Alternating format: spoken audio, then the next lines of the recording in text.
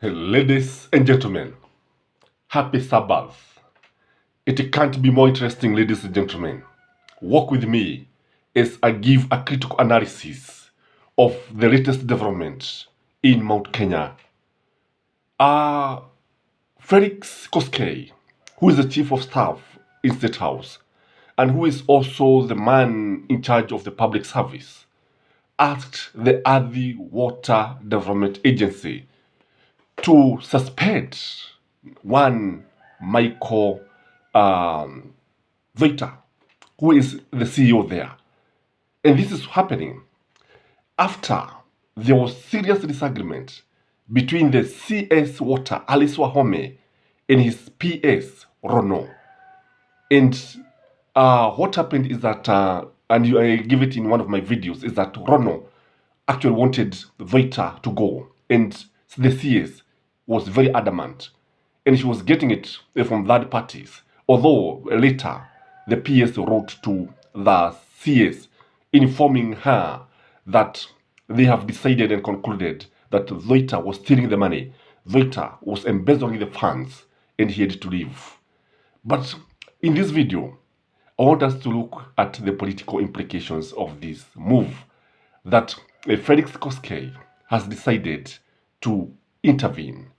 And this is after the CS herself said that she didn't have the information and she was not briefed by the principal secretary.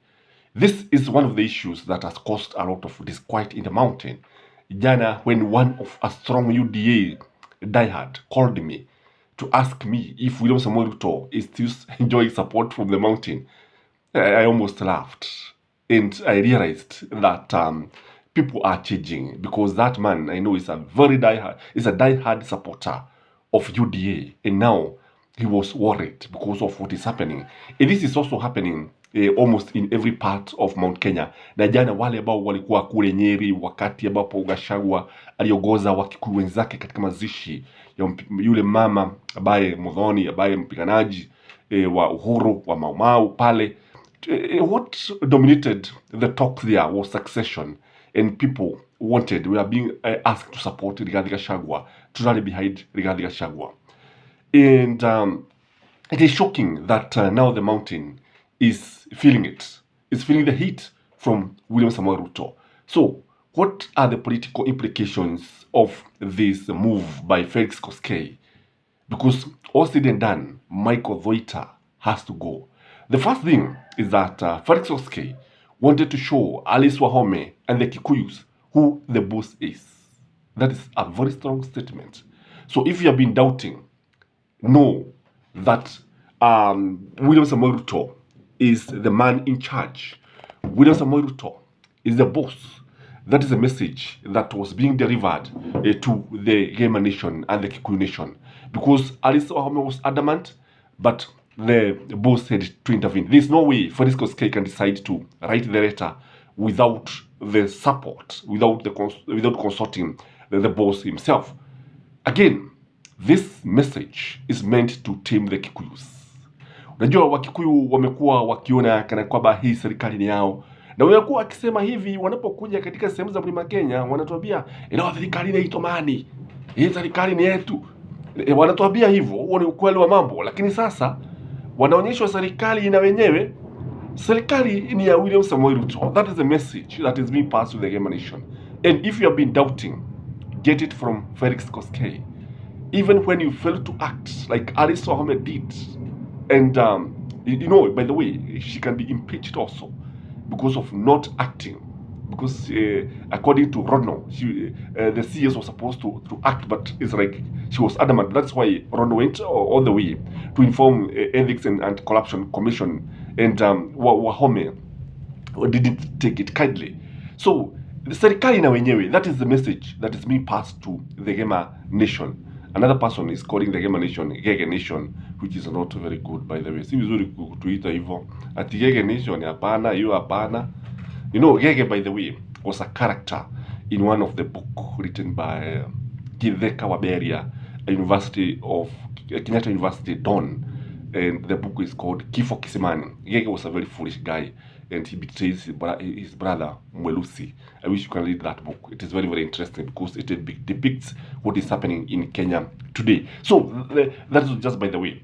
The message was very clear to the Kenyan nation that despite all this, you should be able to know that this government belongs to William Samoei Ruto. Again, this one is a warning shot to the Mount Kenya people.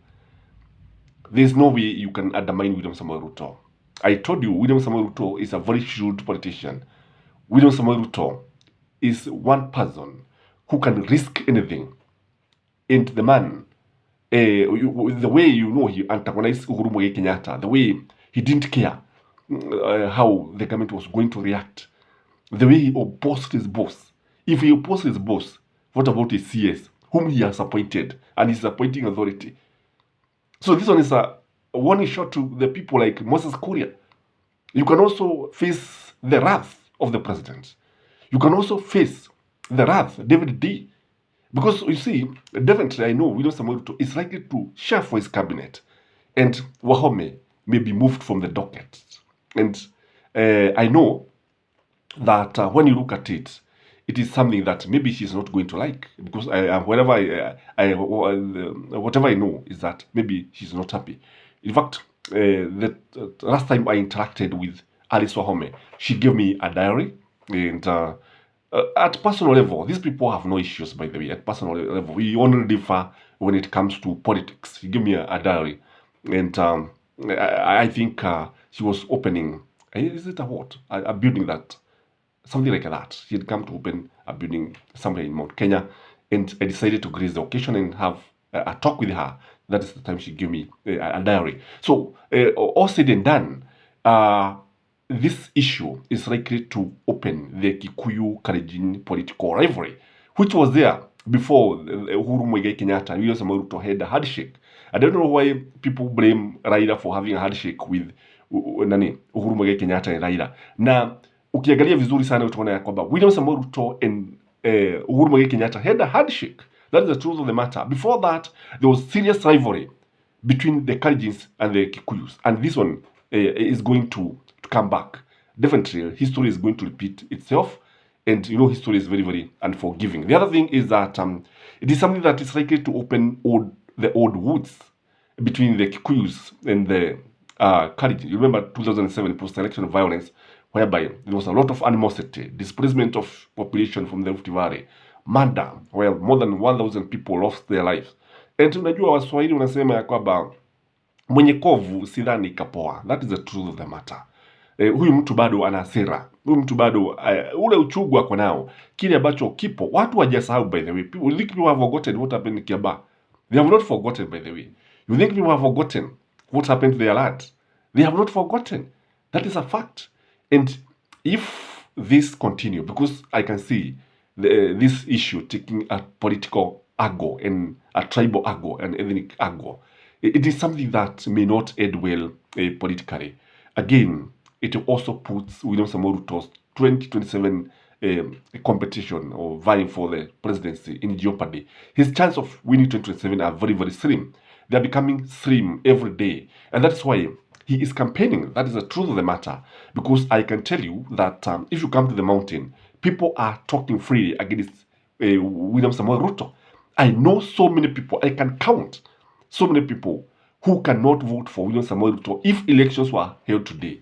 Kutokana na vile ambavyo wanaona mambo yanaendelea. Again, when I look at it, I saw somewhere lack of wisdom in Mount Kenya leaders.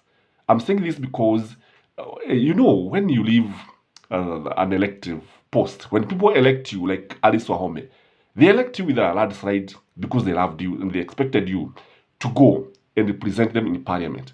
Then, unapewa kazi hapa ya waziri ambayo ina dogenono, pesa nyingi ndio, and very influential. But you see, you serve at the pressure of the president. He can fire you anytime. And why ataenda wapi? For instance, if Alice Wahome is fired, that's what I'm telling you. William Samoei Ruto is no pushover. He can fire Alice Wahome and forget anything. Now who is going to suffer? A career will be lost. And I don't think Wahome can win again. And she'll have to wait all the way to 2027, where she will not be guaranteed. And by that time, she's likely to be irrelevant. So that's why I'm saying some careers have been put on the line. So these moves are not wise. So when people elect you as a member of parliament, remain as a member of parliament. That's the truth of the matter, like Dede Nyoro did. Again, when I look at this issue, I can say that politics in Mount Kenya is likely to take a different shape, a different direction. And it will be very, very interesting to watch how the mountain is going to behave, especially in relationship with the Rift Valley. Is the mountain going to sink in the valley, or is the valley going to be swallowed by the mountain? That is my take, ladies and gentlemen. As usual, let us interact with the comment section. Remember to like our video, remember to share our video, and we are very, very happy to wish you a blessed Saturday. Bye-bye.